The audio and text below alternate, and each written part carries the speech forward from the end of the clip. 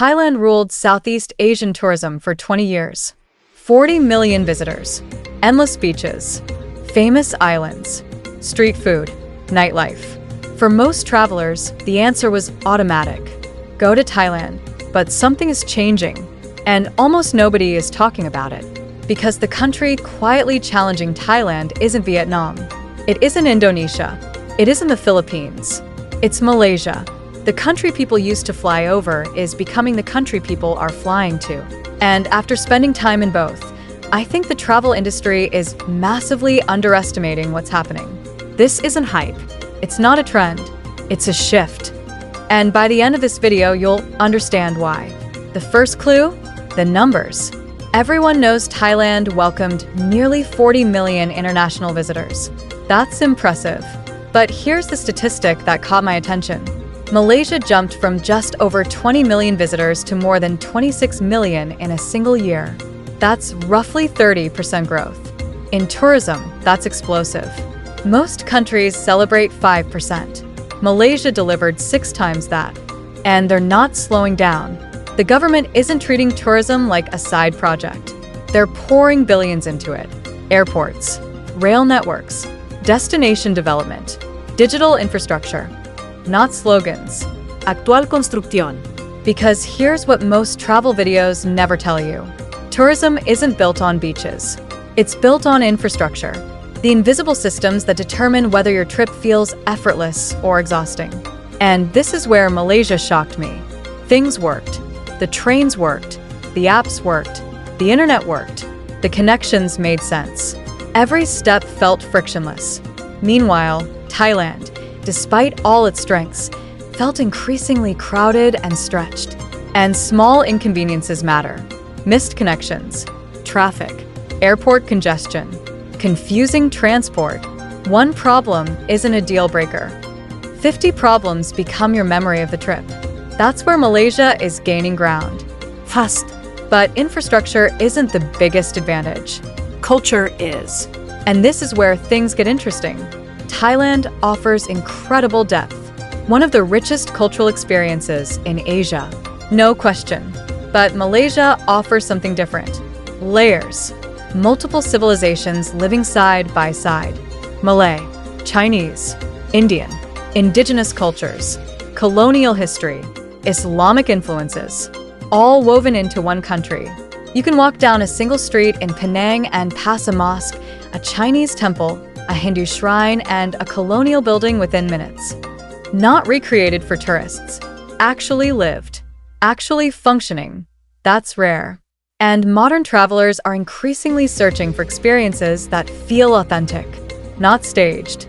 Not packaged. Not manufactured. They want complexity. They want discovery. Malaysia delivers both. Then comes the part that changes everything. Value. Because, let's be honest, most travel decisions eventually come down to one question. What am I getting for my money? Thailand became famous because it was affordable. But success changes destinations. Prices rise. Tourist hotspots become premium markets. And that's exactly what's happened.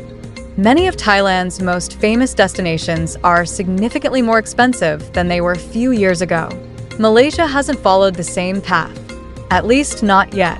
You can stay in great hotels, eat world-class food, move around comfortably, and often spend substantially less. But the real value isn't the lower prices.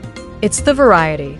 Within one trip, you can experience futuristic city life in Kuala Lumpur, UNESCO heritage streets in Penang, ancient rainforests in Borneo, tropical islands, mountain ecosystems, wild orangutans, and some of the best food on earth, without constantly crossing borders, without constantly changing plans.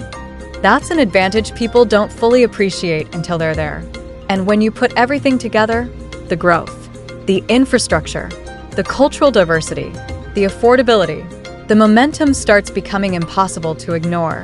Now, to be clear, Thailand is still a tourism giant. The crown hasn't moved yet, but crowns don't move overnight. They move one traveler at a time, one recommendation at a time, one unexpected experience at a time. And that's exactly what I think is happening. Thailand feels established. Malaysia feels discovered. And there's a huge difference between those two feelings. One feels like following a map. The other feels like finding something before everyone else. That window never stays open forever. Every destination eventually gets found, eventually gets crowded, eventually becomes the obvious choice. Malaysia hasn't reached that point. Not yet. And that's why this moment matters. The travel industry still talks about what Thailand has been. More travelers are starting to ask what Malaysia is becoming. And that question might define Southeast Asian tourism for the next decade. Because if current trends continue, the next tourism king of Southeast Asia won't arrive with a dramatic announcement. It'll happen quietly, the same way Malaysia has been growing all along. And when the rest of the world finally notices, the people already there will say they saw it coming. Here's the continuation in the same high retention style. But there's one advantage Malaysia has that almost nobody talks about: safety. And before anyone gets angry in the comments, hear me out. I'm not saying Thailand is unsafe. Millions of people visit every year without problems. But perception matters. And perception influences travel decisions, especially for families, especially for solo female travelers, especially for digital nomads planning to stay for months instead of weeks. Malaysia consistently ranks as one of the safer countries in Southeast Asia. And that matters more than ever, because tourism is changing. The backpacker era isn't disappearing, but it isn't driving the industry anymore. The fastest growing travelers today aren't looking for the cheapest bed they can find. They're looking for comfort, convenience, stability, a place they can actually live for a while. And Malaysia fits that profile perfectly. Then there's another factor: English. A lot of travelers underestimate how important this is until they arrive. In Malaysia, English is everywhere. Street signs, restaurants, shopping malls, government services, transportation systems, daily conversations. You spend less time figuring things out and more time actually experiencing the country.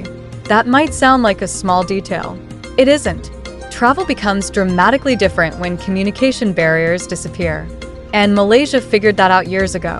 Now combine everything we've talked about: strong infrastructure, rapid tourism growth, cultural diversity, competitive prices, safety, English accessibility, reliable internet. Suddenly you're not looking at an underrated destination anymore. You're looking at a destination built for where travel is going, not where travel has been. And here's the irony. Malaysia's biggest strength may actually be the fact that it spent so many years in Thailand's shadow. While everyone was watching Bangkok, Malaysia was building. While everyone was promoting Phuket, Malaysia was investing. While everyone was chasing the same tourist trail, Malaysia was quietly preparing for its moment.